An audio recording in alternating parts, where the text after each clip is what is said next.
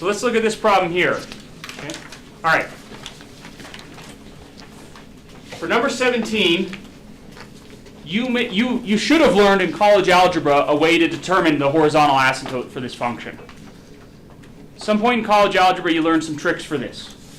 You are welcome to use those tricks. I'm going to do it the calculus way. The calculus way for this problem is harder. Okay? You are welcome to use your college algebra tricks, but know that the college algebra tricks won't apply to number 16 here. You have to use the calculus tricks on number 16. So what type of, if I was going to ask just one question on a test, which one would I ask? 16, not 17. Okay? So it may be that you're looking at this and you say, aha. You might remember the trick. You might say, aha, I remember that there's a horizontal asymptote at y equals 3/5. That's great. And you can write that down if that's all I'm asking you for in this question. Okay? But I'm going to use the calculus techniques. It's easier to do the calculus techniques on this problem than it will be on number 16. So we're going to practice them here to learn it. Okay? So this is not an infinite limit. This is not a 2.4 question. This is a 2.5 question. How do we know that? Because what's happening? The domain values are getting large, not the range values necessarily. We're looking at the limit as the domain values get large. So what's our trick for limits at infinity? This one weird trick, right? It's on the previous page. What's our one weird trick? Multiply by 1 over x squared. We're going to multiply by 1 over x raised to the highest exponent seen where? In the denominator. Okay?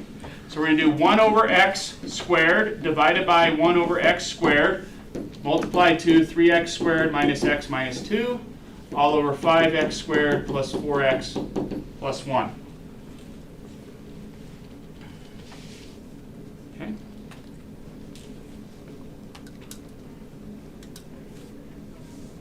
Why am I doing this trick? Well, it turns out it works. If you want to know more about it, come by and see me. We'll talk about it. Okay? So now what I'm going to do is I'm going to distribute this 1 over x squared to each term. Okay? I'll do it this first time through in gory detail. So this will be 3x squared over x squared minus x over x squared minus 2 over x squared.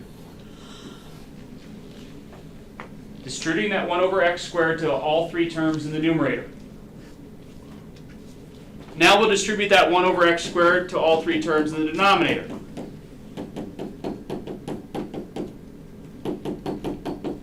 Okay? You are welcome to skip this step, and I usually do. Okay? This leaves us with the limit as x approaches infinity of 3 minus 1 over x minus 2 over x squared, all divided by 5 plus 4 over x plus 1 over x squared. Okay? Why is there 2 lines for the division? I like to do double lines when I have other fractions, when I have fractions inside of fractions. Okay. Uh-oh, did I restart this? Yeah. I like to, when you have, this is a fraction and I've got and this is a fraction and it's separated by a larger fraction. Division is actually not associative, so you can't group division every way you want. And so you need to understand that this is the larger division problem, and that this is, by grouping, this is inside of the other two. So it's not a big, you don't have to do it. Okay, I was just wondering if there was like Yeah, this. but if you look sometimes at books when they have what are called complex fractions, they will put a bold bar for the bigger fraction bar, but I can't do bold, so I do a double underline. Yeah, yeah, you don't have to worry about that. Okay.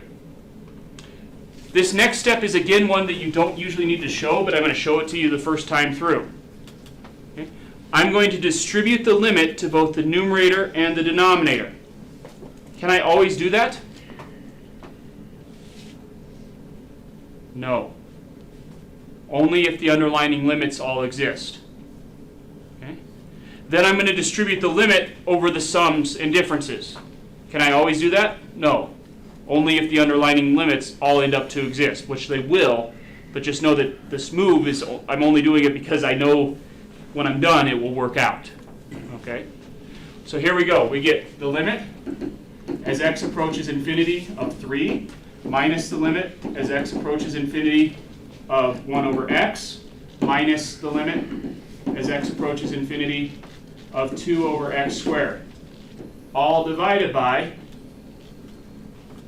the limit as x approaches infinity of 5 plus the limit as x approaches infinity of 4 over x plus the limit as x approaches infinity of 1 over x squared. Okay? You do not normally have to write out this step. Okay? But I'm just showing it to you so you can see what's happening behind the scenes here. Okay? Does everyone understand what I just did? Okay. Now, if let's say one of these limits came out to not exist, what does that mean? It means that this step, it was an illegal step. Okay? Or if my denominator came out to 0, what would that mean? It would mean that this distributing over the numerator and denominator was an illegal step. Okay? All right. So this is usually what I do is I usually go from this step 1 to this step 2 to this step here 3.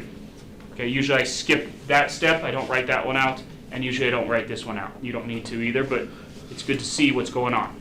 Okay. All right. Let's go through and analyze each one of these limits. This is the limit as x approaches an arbitrarily large number of a constant. What is the limit of a constant? It's the constant. Yeah, it's just the constant. So what do I get? I get 3 minus.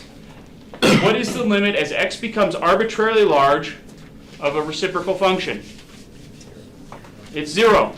That's just a previous page. That's just what we said right here in 12 and 13. We said, regardless of what that exponent is, as x gets large, it goes towards 0.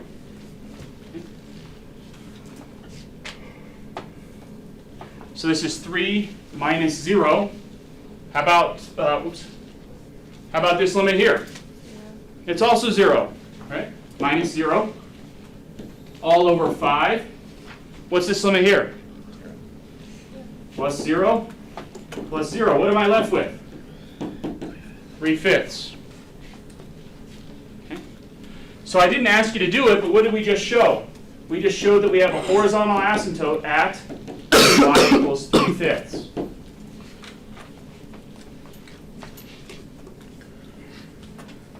Okay. Now, in college algebra, they went ahead and gave you the result of doing this limit procedure without actually having you do the limit procedure. So at some point you learned, hey, if the degrees of the numerator and denominator are the same, then you look at the ratio of the leading coefficients. Do you see that you would have gotten the same answer without any of the headache? Okay, great. Okay. But can I ask you questions where you have to use this technique? Yes. So you should practice the technique on these easier problems first, so you get comfortable with it, so that then when I ask you this hard problem that we're about to do, it's not so bad.